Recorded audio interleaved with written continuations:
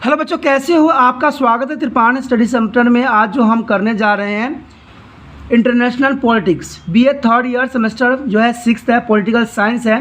ये चैप्टर आपका 7 है जिसका नाम है उभरती हुई विश्व व्यवस्था का स्वरूप। ठीक है, यानी nature of the emerging of world order. ये चैप्टर 7 है जो कि बहुत इंपॉर्टेंट है फाइनल ईयर के लिए। तो इसमें जो है एक टॉपिक जो था हमने किया है उनकी विशेषताओं के बारे में।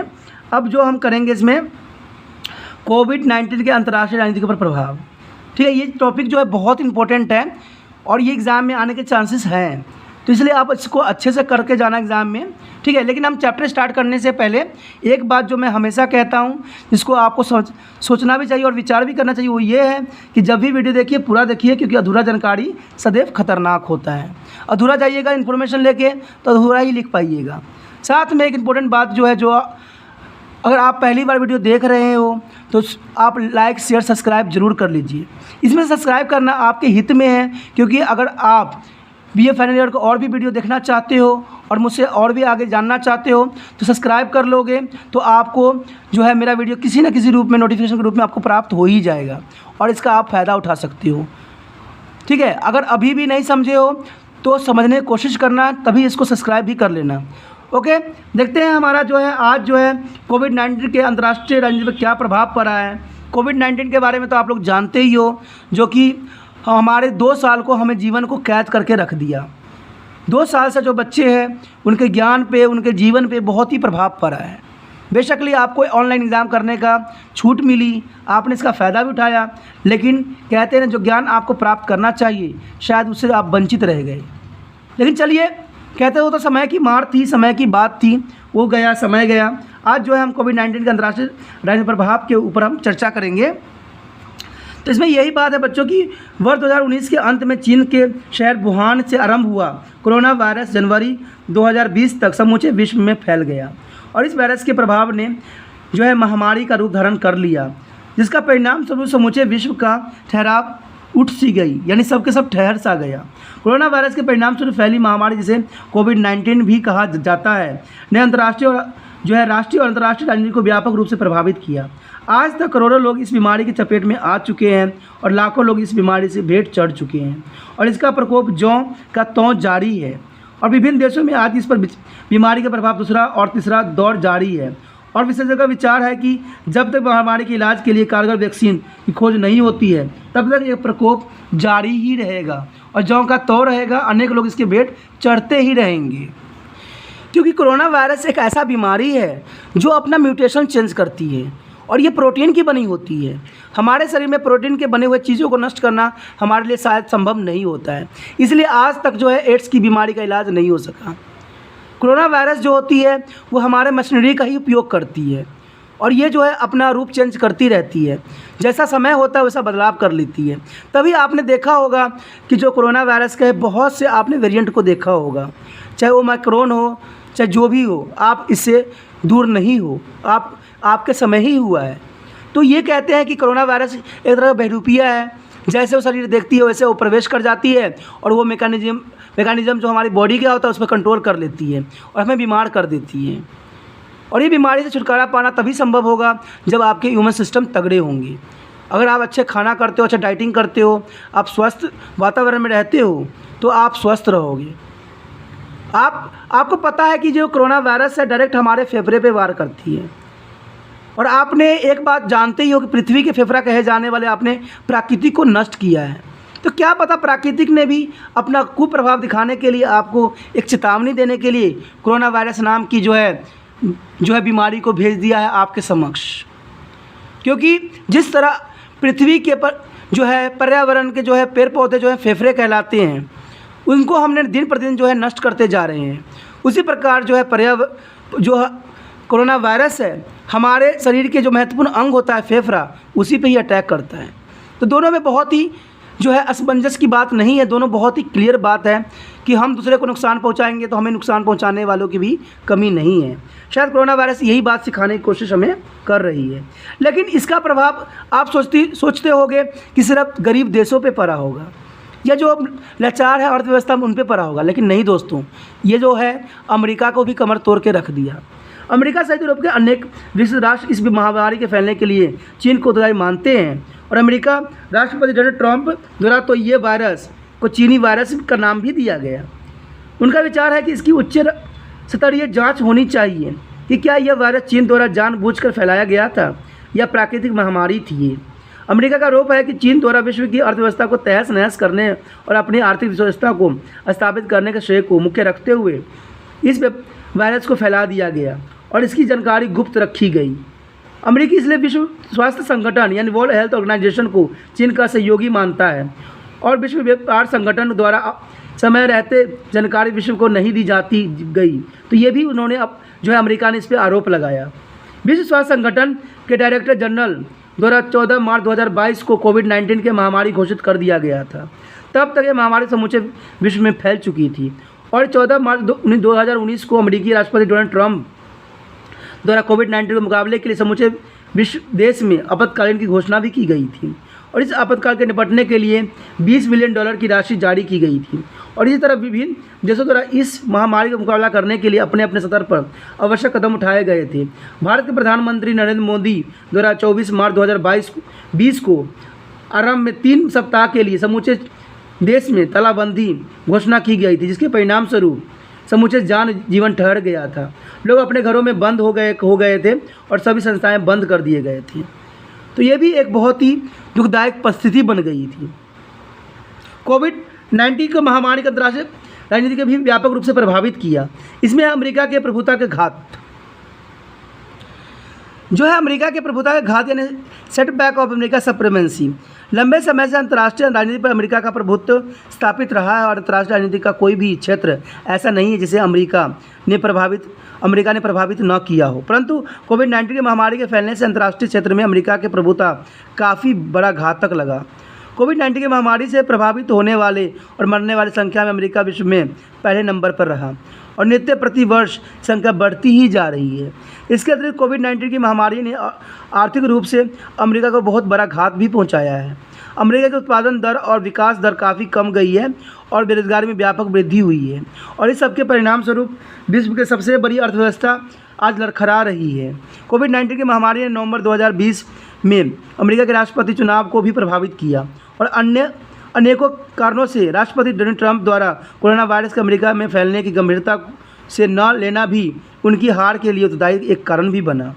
उनके विरोधी डेमोक्रेटिक पार्टी के अध्यक्ष जो बाइडेन द्वारा उन पर आरोप लगाया गया था कि अमेरिका में कोविड-19 की महामारी के परिणाम स्वरूप होने वाली अधिकांश मौतों के लिए डोनाल्ड ट्रंप द्वारा की गई लापरवाही भी उत्तरदायी थी और उनके इस आरोप को अमेरिकी मतदाताओं द्वारा स्वीकार भी किया गया था। जो बाइडेन की राष्ट्रपति के पद के लिए जीत से अमेरिका की आंतरिक राजनीतिक और अंतर्राष्ट्रीय राजनीति पर जो है व्यापक प्रभाव पड़ना भी संभव था। उसके पश्चात अंतर्राष्ट्रीय क्षेत्र में चीन की पृथकता यानी isolation of the Chinese in the international field. जैसे कि आप जानते हैं कि कोरोना वायरस का आरंभ वर्ष 2019 के अंत में चीन के वुहान शहर से हुआ था और जनवरी 2020 तक यह वायरस समूचे विश्व में फैल गया था और इसके लिए विश्व के अधिकांश देश चीन को दायी मानते हैं। उनका विचार है कि चीन द्वारा समय रहते अन्य देशों के वायरस संबंधी जानकारी नहीं दी गई थी, अतुल इस वायरस को फैलने दिया गया था, जिसका खवाजा आज समूचे विश्व को भोग रहा है और इस सबके लिए चीन उत्तरदायी है। अमेरिका और यूरोप के अनेकों देश चीन की भूमिका पर संदेह करते हैं और वो चीन की भूमिका की उच्च स्तरीय जाँच करवाए जाने के पक्ष में भी हैं। उनका विचार है कि यदि चीन आरोपी पाया जाता है तो विभिन्न देशों को होने वाली आर्थिक क्षति की पूर्ति चीन द्वारा की जानी चाहिए। यद्यपि चीन द्वारा इस सभी आरोपों को नकार दिया गया है, परंतु संदेह की सुई ज्यों की त्यों चीन पर टिकी हुई है। इस सब के परिणाम से चीन को अंतर्राष्ट्रीय क्षेत्र में पृथकता का सामना करना पड़ रहा है और इस मुद्दे पर विश्व के कुछ देश जो चीन के साथ खड़े हैं, लेकिन कुछ देश जो है चीन के साथ अभी भी खड़े हैं। जैविक युद्ध के खतरे में वृद्धि। कोविड-19 की महामारी के फैलने से विश्व स्तर पर जैविक युद्ध की संभावना में काफ़ी वृद्धि हुई है और यह युद्ध परमाणु युद्ध से भी अधिक खतरनाक होगा। परमाणु बम के विस्फोट का प्रभाव तो सीमित क्षेत्र पर ही होता है, जबकि वायरस तो बहुत तेज़ी से फैलता है। आपने देखा है कि कुछ दिनों में कोरोना वायरस समूचे विश्व में फैल गया, जिसके परिणाम समूचे जीवन ठप होकर रह गया और सभी देशों को अर्थनीय और सहनीय कष्ट सहने पड़े और लाखों लोग मौत की लपेट में आ चुके हैं। वायरस बहुत तेज़ी से फैला और लोगों को व्यापक रूप से प्रभावित भी करता है। यद्यपि पहले भी कुछ देशों द्वारा सीमित रूप से युद्ध के शस्त्र के रूप में खतरनाक वायरस का प्रयोग भी किया गया था, परंतु वायरस के फैलने और उसके विनाशकारी प्रभाव को देखते हुए जैविक युद्ध की संभावना में काफ़ी वृद्धि हुई है। आने वाला समय में हो सकता है कि आने वाला समय में युद्ध जो हो, युद्ध हथियारों से ना हो, जैविक युद्ध हो, क्योंकि वायरस इतना खतरनाक हो सकता है, आपको बिना हथियार चलाए तो जितने भी देश हैं उनको बिना हथियार उठाए ही सभी देश को नष्ट करने की क्षमता रखता है। वायरस इतना घातक होता है कि ये अपना म्यूटेशन खुद ही करता है, इसलिए चाहिए कि इस वायरस से बचने का हमें उपाय सोचना पड़ेगा। लेकिन वो देश जिन्होंने इसका निर्माण किया है वो यह ना सोचते होंगे कि उन पर कोई इफेक्ट ना पड़ा हो। शायद आप लोगों को भी ये बात का ज्ञात है कि अगर इसको चाइना ने अगर बनाया है, अगर सभी देशों का मानना है, तो आपको पता है कि चाइना भी सबसे अधिक प्रभावित हुई थी। बेशक उन्होंने वर्ल्ड मीटर पे उन्होंने अपना जो है मरने वालों की संख्या नहीं दिखाया हो, लेकिन सबसे बुरा हाल चाइना का ही हुआ है। और कहते हैं ये वायरस कभी ख़त्म भी नहीं होगी। क्यों? क्योंकि ये अपना रूप धारण करती है, बदल लेती है। तो हर साल जो होगा ये कोरोना वायरस से त्राही त्राही होगी। लेकिन एक चीज़ जो होती है बचाने का वो है ह्यूमन सिस्टम। लेकिन उन्होंने एक बात साबित कर दिया है कि आने वाला समय में जो है अब युद्ध नहीं लड़ी जाएगी हथियारों से, आज जो है महामारी का ही उपयोग किया जाएगा। लेकिन मैं उन लोगों से पूछना चाहता हूँ जो ऐसा काम कर रहे हैं, इससे उनको क्या मिल रहा है? सिर्फ अपने अर्थव्यवस्था को मजबूत बनाने के लिए ऐसा कर रहे हैं, दूसरे की अर्थव्यवस्था गिराने के लिए काम कर रहे हैं? क्या उनको अपने देशवासियों से प्यार नहीं है जिन्होंने अपना जान तक गंवा दिया? कैसे उनके रिश्तेदार ने मारे गए, कैसे उन्होंने अपने आंसू बहाए, क्या उनको देख के थोड़ी भी एहसास नहीं होता है? कोरोना वायरस दोस्तों बहुत ही घातक है और मैं यही कहता हूँ, किसी भी देश को सलाह देना चाहता हूँ कि ऐसा हथियार विकसित करने से पहले आप 100 बार सोचिए, क्योंकि आप भी एक मनुष्य हो और मनुष्य के लिए जो मनुष्य मरता है वही मनुष्य कहलाता है, न कि दूसरे को मार के अपने आप को राजा बनाता है। आप राजा बन ही जाओगे तो क्या कर लोगे? क्या यहाँ भूत प्रेतों पे राज करोगे? जब इंसान नहीं रहेगी, इंसान की जाति नहीं रहेगी, तो आप किस पे राज करोगे? और किसी को तकलीफ़ देख के आपको क्या मिलेगा?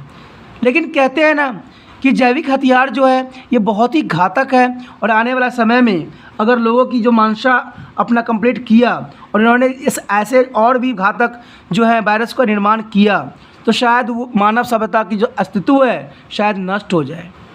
तो ये बात बहुत गंभीर भी है और बहुत चिंता का विषय भी है, जिसको हर एक व्यक्ति को समझना चाहिए और हर एक नेता को समझना चाहिए। और जो विश्व में बड़े बड़े देश हैं उनको तो ये बात समझने की आवश्यकता है और मंथन करने की ज़रूरत भी है। आगे हमारा है अंतर्राष्ट्रीय संगठनों की प्रभावहीनता।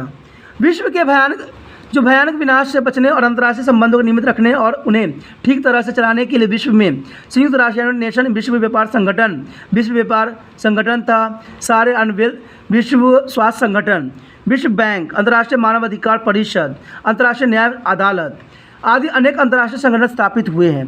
परंतु साधारण देखने में आता है कि अंतर्राष्ट्रीय सतह पर जब भी कोई संकट पैदा होता है तो ये संगठन अपनी आवश्यक भूमिका निभाने के असमर्थ रह जाते हैं।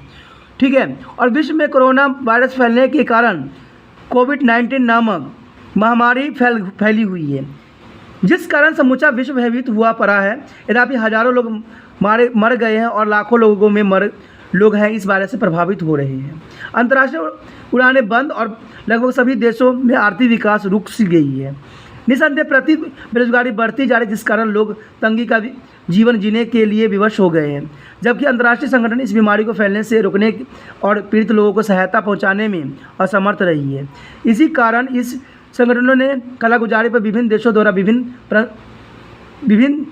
द्वारा जो है किंतु परंतु जो है किया जा रहा है। आज सब देश जो है किंतु परंतु कर रहे हैं, लेकिन इसका जो है सही समर्थक नहीं निकाल रहे हैं, सही अर्थ नहीं निकाल रहे हैं। इन संगठनों के मुकाबले में विभिन्न गैर जो है सरकारी संगठन एनजीओ की कालागुजारी काफ़ी सराहनीय रही है। इसमें जो महत्वपूर्ण योगदान है वो एनजीओ का है। ठीक है। जो एनजीओ ने जो सरकारी संगठन नहीं है, जो गैर सरकारी संगठन है, उन्होंने बहुत ही विश्वसनीय योगदान दिया है और सभी देशों को जो महामारी में लड़ने में बहुत ही अपनी महत्वपूर्ण योगदान दिया है। उसके बाद है नई शीत युद्ध की तरफ बढ़ते कदम, step toward to new cold war. जैसा कि आप जानते हैं कि दूसरे महायुद्ध यानी वर्ल्ड वॉर की समाप्ति के बाद 1990 तक समूचे विश्व शीत युद्ध के कारण बंधक बना रहा। यह शीत युद्ध अमेरिकी गुट और सोवियत गुट के बीच में लड़ा गया था और दोनों गुट द्वारा अपने प्रभाव को वृद्धि के लिए और दूसरे गुट को प्रभाव को सीमित करने के लिए अनेकों सैन्य समझौता किए गए और नाटो और वर्सा पैक्ट इनमें से प्रमुख थे। इस युद्ध में दोनों देशों का उद्देश्य विश्व राजनीति में अपनी सहजता को कायम रखना था। परंतु 31 दिसंबर 1991 ईस्वी में सोवियत संघ के औपचारिक रूप में भंग हो जाने के बाद शीत युद्ध का अंत हो गया और वर्सा पैक्ट भी भंग कर दिया गया। पहले इस शीत युद्ध जैसे हालात आज भी बन रहे हैं। आज लड़ाई विश्व के दो श्रेष्ठ शक्तियाँ संयुक्त राज्य अमेरिका और साम्यवादी चीन के बीच है। दोनों देश शक्ति के एक दूसरे से नीचा दिखाने के लिए दृढ़ संकल्पी हैं और कहते हैं कि 1979 ईस्वी में चीन नेता डेंग जियाओपिंग द्वारा मार्क्सवादी परिवर्तन करके इसी चीनी विशेषता वाले समाजवाद में बदल दिया गया था और चीन में मंडी अर्थव्यवस्था को अपनाया गया था। इसके द्वारा अपनाई गई इस नीति को चीनी नेता शी जिनपिंग द्वारा आगे बढ़ाया गया और इस सब के परिणाम स्वरूप चीन स्वयं को एक विकसित अर्थव्यवस्था के रूप में स्थापित पाया है और आज चीन समूचे विश्व में अपनी आर्थिक सहजता स्थापित करने के लिए यत्नशील है। अमेरिका चीन के इस क्षेत्र में पूरी तरह टक्कर देने के लिए विश्व के अनेक देशों को मंदी की मार झेलना पड़ रहा है, जबकि चीन की अर्थव्यवस्था आज भी मजबूत और चीन इस स्थिति का लाभ उठाना चाहता है। अंततः चीन और अमेरिका के बीच आर्थिक श्रेष्ठता का युद्ध चल रहा है। चीन एशिया और अफ्रीका और यूरोप के देशों को एक बड़ी सड़क द्वारा जोड़कर एक कॉरिडोर का निर्माण करने के लिए यत्नशील है ताकि वे चीन में बना माल आसानी से दूसरे देशों में बेच सकें, जबकि चीन के इस यत्नों से अमेरिका को चिंतित अवश्य किया है। अमेरिका द्वारा एशिया पैसिफिक में चीन के बढ़ते प्रभाव को रोकने के लिए कवाड के रूप में जापान, ऑस्ट्रेलिया, भारत और अमेरिका का गठजोड़ कायम किया गया है और इस तरह दोनों बड़ी शक्तियां के बीच अविश्वास नेतृत्व प्रतिदिन बढ़ता ही जा रहा है और विश्व के दूसरे शीत युद्ध के प्रभाव में आने की संभावना भी काफ़ी में वृद्धि होती जा रही है। बेशकली ये श्रेष्ठ बनने की होड़ लगी हुई है, आर्थिक सहजता बनाने की होड़ लगी हुई है, लेकिन शायद इनको इस बात का एहसास नहीं है कि इसकी वजह से मानव बिल्कुल तहस नहस हो रही है। मानव सभ्यता, मानव प्रतिदिन घर में बंद होकर अपना जीवन व्यतीत कर रहे हैं, लेकिन ये अर्थव्यवस्था मजबूत किस बेस पे करेंगे शायद इनको भी समझ नहीं होगी। लेकिन इनकी अर्थव्यवस्था कभी मजबूत होना भी संभव नहीं है, क्योंकि जब मानव ही नहीं रहेंगे तो ये अर्थव्यवस्था किस पे थोपेंगे और कैसे बनाएंगे। आज हजमनी होती है हर जगह कायम रखना चाहता है, हर देश रखना चाहता है, इसलिए क्या करते हैं, एक दूसरे को लड़ाते हैं और अपना अर्थव्यवस्था को मजबूत करते हैं। उसके पश्चात है अंतर्राष्ट्रीय आर्थिकता का प्रभाव, यानी कोविड-19 की महामारी ने अंतर्राष्ट्रीय अर्थव्यवस्था को बुरी तरह से प्रभावित किया है और विश्व का शायद ही कोई ऐसा देश होगा जिसे कोविड-19 की महामारी ने चोट न पहुंचाई हो। कोविड-19 की महामारी से निपटने के लिए विभिन्न देशों द्वारा तालाबंदी, लाखों मजदूर बेरोजगार हो गए और विभिन्न देशों की विकसित दर नकारात्मक स्तर पर आ गई। आर्थिक मंदी की मार से बचने के लिए विभिन्न देशों में उत्पादन के विभिन्न सेक्टरों को पैकेज के रूप में सहायता प्रदान की गई, परंतु इस सबके होते हुए भी निकट भविष्य में आर्थिक स्थिति में सुधार की कोई संभावना दिखाई नहीं दे रहा है। पहले से ही आर्थिक मंदी की मार झेल रहे देश और कमज़ोर होते जा रहे और भविष्य में विश्व स्तर पर आर्थिक मंदी फैलने का खतरा बना हुआ है और ऐसी स्थिति में देखते हुए अंतर्राष्ट्रीय वित्तीय संस्था जैसे कि विश्व बैंक यानी वर्ल्ड बैंक, अंतर्राष्ट्रीय मुद्रा कोष आदि चिंतित है, क्योंकि इससे कोई समाधान निकलना शायद संभव नहीं है। उसके पश्चात है अंतर्राष्ट्रीय स्तर पर परंपरा निर्भरता में वृद्धि। कोविड-19 की वजह से क्या हुआ, अंतर्राष्ट्रीय स्तर में परंपरा निर्भरता बढ़ती ही चली गई। कोविड-19 की महामारी ने विभिन्न देशों की परंपरा निर्भरता को नए सिरे से उजागर कर दिया है। यूँ तो हम जानते हैं कि आज के अंतर्राष्ट्रीयवाद के युग में कोई भी राज्य अकेला नहीं रह सकता है और आत्मनिर्भरता अंतर्राष्ट्रीय रणनीति का आधारभूत सिद्धांत बन गई है, परंतु कोविड-19 की महामारी के प्रसार ने विभिन्न राष्ट्रों के बीच पाई जाने वाली आत्मनिर्भरता को महत्व में और भी वृद्धि कर दिया है। आज विभिन्न देश इस महामारी के साथ लड़ने के लिए एक दूसरे की सहायता कर रहे हैं, एक दूसरे के देशों को सेफ्टी किट, वेंटिलेटर और दवाइयाँ आदि सप्लाई कर रही है और विभिन्न देशों में वैक्सीन की खोज में लगे हुए वैज्ञानिक जानकारी परंपरा साझा कर रहे हैं ताकि शीघ्र इस वायरस का इलाज ढूंढा जा सके और विश्व को इस महामारी से बचाया जा सके। विश्व स्वास्थ्य संगठन विभिन्न देशों के वैक्सीन सप्लाई करने के लिए दिशा निर्देश तैयार कर रही है और इसके द्वारा वैक्सीन के राष्ट्रवाद के विरुद्ध चेतावनी भी दी जा रही है। तो कहते हैं कि हर देश इसको आज जो है पारंपरिक आत्मनिर्भर बना दिया है, क्योंकि कोई भी देश खुद इस बीमारी का मुकाबला करना सक्षम नहीं है। इसलिए अमेरिकी जैसे देश को भी जो है क्विन नाम की मेडिसिन भारत से चाहिए होता है, और जहाँ पर उसको धमकी भी देती है। ठीक है, उसके बाद है विचारों के आदान प्रदान के लिए नई तकनीक का प्रयोग। कोविड-19 की महामारी के फैलने से लोगों के परंपरा आदान प्रदान में काफ़ी कमी आई है, क्योंकि वायरस के फैलने से सभी लोग अपने अपने घरों में बंद होकर रह गए हैं। परंतु विचारों के परंपरा आदान प्रदान को पूरी तरह से बंद नहीं किया जा सकता, और इस उद्देश्य की पूर्ति के लिए बहुत सारी नई तकनीकों का प्रयोग किया जा रहा है। आज बड़ी कंपनियों के अनेक अधिकारी घरों में बैठकर ऑनलाइन अपना काम कर रहे हैं, और विभिन्न सरकारों द्वारा भी अधिकारों को अपने अपने घरों से ही काम करने के निर्देश दिए जा रहे हैं। स्कूल, कॉलेज, यूनिवर्सिटी और विद्यार्थी के घर बैठे ऑनलाइन पढ़ाई करवाए जा रहे हैं, और उनकी परीक्षा भी ऑनलाइन ही आयोजित किए जा रहे हैं। इसके अतिरिक्त विभिन्न विषयों पर पारंपरिक विचार विमर्श करने की और जो है वेबिनारों यानी इस webinar seminar conduct over to the internet का आयोजन भी किया जा रहा है।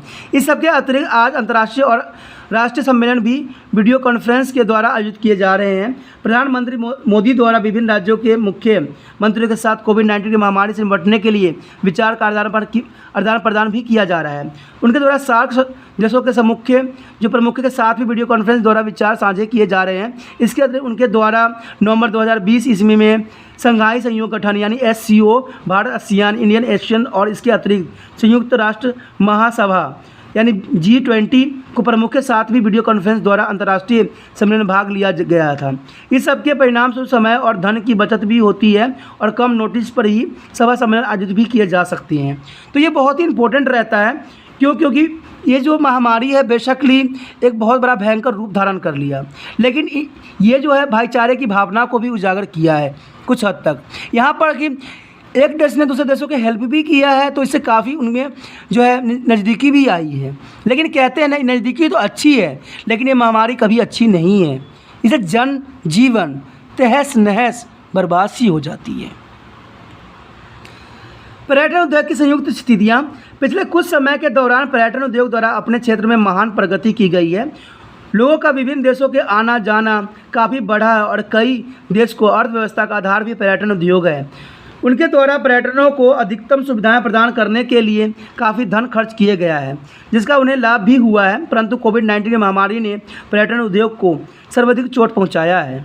कोविड-19 के फैलने के कारण अंतर्राष्ट्रीय और यातायात पूरी तरह से बंद हो गया था, जिस कारण लोगों का आना जाना पूरी तरह से रुक सा गया था। इसके परिणाम स्वरूप जो है पर्यटन उद्योग से जुड़े लाखों कर्मचारी पूरी तरह से बेरोजगार हो गए थे। होटल, रिसोर्ट और मोटल आदि पूरी तरह से बंद कर दिए गए थे। टूरिस्ट बसें और टैक्सियों वाले का धंधा पूरी तरह से चौपट सी हो गई थी। इस व्यवस्था से जुड़े अनेकों लोग पूरी तरह से बेकार हो गए थे। बड़े बड़े होटल और पर्यटन स्थल आदि बंद कर दिए गए थे। पर्यटन उद्योग से जुड़े अन्य स्थान जैसे कि सिनेमाघर, म्यूजियम, चिड़ियाघर, संस्कृति केंद्र आदि भी बंद हो गए थे, और सांस्कृतिक कार्यक्रम के आयोजन को पूरी तरह से विराम सा लग गया था। धार्मिक स्थान जैसे कि मंदिर, मस्जिद, चर्च और गुरुद्वारे आदि पूरी तरह से बंद कर दिए गए थे। इसे मुसलमानों द्वारा हज करने का प्रतिबंध लगा दिया गया था, और केवल थोड़े से लोग को ही हज करने की आज्ञा दी गई थी। इस सब को परिणाम स्वरूप इन धंधों में होने वाली सरकारी आय भी बहुत कम हो गई, और विभिन्न सरकारों को भी वित्तीय संकट का सामना करना पड़ गया। यही कारण है कि सरकार द्वारा पर्यटन उद्योग से जुड़े संस्थाओं को कुछ सीमा लगाकर पुण्य आरंभ करने की आज्ञा भी दी गई। अंतर्राष्ट्रीय स्तर पर भारत की रैंकिंग में सुधार। Improvement of Indian ranking of international level. इसमें कोई संदेह नहीं कि पिछले कुछ वर्षों के दौरान भारत के अंतर्राष्ट्रीय स्तर पर रैंकिंग में काफ़ी सुधार हुआ है, परंतु कोविड-19 महामारी के फैलने के बाद भारत की प्रतिष्ठा में काफ़ी वृद्धि हुई है। भारत द्वारा इस महामारी से निपटने के लिए काफ़ी प्रभावशाली कदम उठाए गए हैं। आरंभ में प्रधानमंत्री नरेंद्र मोदी द्वारा 21 दिन के महामारी से निपटने के लिए काफ़ी प्रभावशाली कदम उठाए गए थे। ठीक है, और 21 दिन के पूरे विश्व में तालाबंदी घोषित कर दी गई थी, जिसके परिणाम स्वरूप भले ही लोगों को अनेक कष्ट सहन करने पड़े थे, परंतु वायरस को फैलने से रोकने में यह कारगर सिद्ध भी हुआ। इसमें कोई संदेह नहीं है कि भारत में कोविड-19 की महामारी के परिणाम स्वरूप प्रभावित होने वाले व्यक्तियों की संख्या काफ़ी अधिक थी, परंतु विश्व के विकसित देशों के मुकाबले में भारत में मृत्यु दर काफ़ी कम रही, जिसके विश्व भर में नेताओं द्वारा सराहना भी किया गया। लेकिन कोई भी सराहना करे, लेकिन ये बात सभी देशों के नेताओं को ये नहीं भूलना चाहिए कि भारत के जो है प्रत्येक व्यक्ति की ह्यूमन सिस्टम जो है तगड़ा है। ठीक है, तो इसमें कोई बड़ी बात नहीं, क्योंकि हम आयुर्वेदिक का प्रयोग करते हैं। इसमें कोई दो राय नहीं है। इसमें यही बात बताई है कि इसके अतिरिक्त विश्व में भारत की आयुर्वेदिक दवाइयों की मांग बढ़ी, क्योंकि आयुर्वेदिक दवाइयाँ कोरोना वायरस के प्रभाव को रोकने में कारगर सिद्ध भी हुई। आज विश्व में हल्की काली मिर्च, अदरक, तुलसी, लौंग और च्यवनप्राश आदि की मांग में काफ़ी वृद्धि हुई है। आज अमेरिका, बर्तानिया और कनाडा आदि देशों भारत को G7 के देशों के समूह में शामिल किए जाने की इच्छुक है, जिसके परिणाम स्वरूप भारत को विश्व की विकसित आर्थिक शक्तियों के साथ संयुक्त करने के अवसर भी मिलेगा, जिसका भारत को लाभ भी होगा। यद्यपि आलोचक का विचार है कि अमेरिका आदि देश ऐसा विश्व राज्य में चीन को अकेला करने के लिए कर रहे हैं, लेकिन ये बात कौन जानता है कि किसकी मंशा क्या है, ये तो समय ही बताएगा। परंतु इसका लाभ भारत को अवश्य ही मिलेगा। भारत एशिया की उभरती हुई शक्ति है और आज विश्व इस तथ्य को स्वीकार कर रहा है, और इस सभी कार्यों के कारण जो है विश्व में भारत में नज़रअंदाज नहीं किया जा सकता। चीन के अन्य सभी सुरक्षा परिषद का स्थायी सदस्य भारत को सुरक्षा परिषद का स्थायी सदस्य बनाए जाने के पक्ष में है। आशा की जाती है कि भारत की यह इच्छा भी शीघ्र पूरी हो जाएगी। अंततः हम निश्चितता से कह सकते हैं कि कोविड-19 की महामारी ने भारत के अंतर्राष्ट्रीय स्तर पर अपनी स्थिति को मजबूत करने में के अवसर प्रदान भी किए हैं, और इसमें कोई दो राय भी नहीं है। इस सब विचारों से जो भी निष्कर्ष निकलता है, जो भी बात सामने आती है, बेशक भारत के लिए ये जो है काफ़ी व्यापार का रास्ता खोल दिया हो, लेकिन कहते हैं ना कि किसी के मृत्यु के ऊपर अपना व्यापार तलाश करना कहीं भी न्याय उचित नहीं है। जहाँ पर इतने लोग मृत्यु के कगार पे पहुँच गए, इतना बुरा हुआ, उस पर हम अपने व्यापार के हम जो है रास्ते तलाश नहीं कर सकते। तो इसलिए जो है इसका आप निष्कर्ष यही निकल सकता है। आप इसका निष्कर्ष इस प्रकार जो है एग्ज़ाम में लिख सकते हो कि हम कह सकते हैं कोविड-19 की महामारी ने जहां प्रत्येक व्यक्ति और प्रत्येक देश को प्रभावित किया, वहीं इसने अंतर्राष्ट्रीय संबंध और अंतर्राष्ट्रीय राजनीति को भी व्यापक रूप से प्रभावित किया। इससे पहले भी विश्व में महामारी फैली रही है और फैलती रहेगी, परंतु उन्होंने विश्व के सभी देशों के जनजीवन की इतना प्रभावित नहीं किया जितना कि कोरोना वायरस के फैलने से हुई। इस महामारी ने सभी देशों को प्रभावित किया। हमने पीछे पढ़ा भी है कि अमेरिका जैसे अति शक्तिशाली देश और बर्तानिया, फ्रांस, जर्मनी आदि विश्व की विकसित आर्थिक शक्तियां सहित विश्व के सभी देश इस महामारी से प्रभावित किए हैं। आज अफ्रीका की श्रेष्ठता को भी चोट पहुंची है, क्योंकि विश्व में कोरोना वायरस से प्रभावित होने वाले और मरने वाले लोगों की संख्या सर्वाधिक अमेरिका की ही है। आज अमेरिका के जो है कोरोना वायरस ने कमर तोड़ के रख दिया है। शायद क्या पता चीन की ये चालगुजारी हो और उसने इन्हीं कारणों से ऐसे वायरस जो है मानव के लिए खतरनाक वायरस का निर्माण भी किया। चीन द्वारा अमेरिका की आर्थिक श्रेष्ठता को चुनौती भी दी गई इसमें, और अमेरिका द्वारा अंतर्राष्ट्रीय मंच पर चीन को अलग थलग करने का प्रयास भी किया जा रहा है। दूसरी ओर महायुद्ध के बाद अमेरिका और सोवियत संघ के बीच लंबे समय तक शीत युद्ध जारी रहा। आज अमेरिका और चीन के बीच शीत युद्ध का आरंभ हो चुका है और दोनों देश शक्तियों एक दूसरे के अंतर्राष्ट्रीय प्रभाव को सीमित करने का प्रयत्नशील कर रहे हैं। तो कहते हैं ना, इस लड़ाई में कहीं जो है दूसरा लोग फ़ायदा ना उठा ले। इसी के साथ दोस्तों जो है हमारा कोविड-19 जो विषय है ख़त्म हो रहा है। जो हमारा natural emerging of world order था, यानी चैप्टर थी, वो ख़त्म हो रहा है। अगर आपने अच्छा लगा वीडियो तो दोस्तों लाइक शेयर सब्सक्राइब जरूर कीजिए। अगर वीडियो पहली बार देख रहे हो तो इसको ज़रूर ही सब्सक्राइब कर लो, क्योंकि ये वीडियो जो है जल्दी रिसर्च में नहीं आता है, ठीक है। क्योंकि अगर आपको नाम भी अगर याद हो जाता है कि त्रिपान नाम है इसका, रिसर्च सेंटर नाम है, तो आप जब भी रिसर्च करोगे तो त्रिपस आ जाएगा, तो आप कन्फ्यूज़ हो जाओगे कि भाई कि ये चैनल है ही नहीं। इसे सब्सक्राइब कर लेने में ही आपको फ़ायदा है, ठीक है। आपने जो त्रिपान स्टडी सेंटर के साथ समय व्यतीत किया, इसलिए त्रिपान स्टडी सेंटर हमेशा आपका आभारी रहेगा। अगर आपको आभार व्यक्त करना है तो इसको सब्सक्राइब कर लीजिए, क्योंकि त्रिपान स्टडी सेंटर का सिर्फ एक ही उद्देश्य है कि हर बच्चा इससे जुड़े, हर बच्चा को इसको फ़ायदा हो, तभी जाके हमारा देश अच्छा होगा। अगर आप इस बात से समर्थ करते हो तो इसको अपने जो है व्हाट्सएप ग्रुप पे लगाइए और अपने दोस्तों के साथ शेयर कीजिए। ओके दोस्तों, अपना ध्यान रखना, बाय।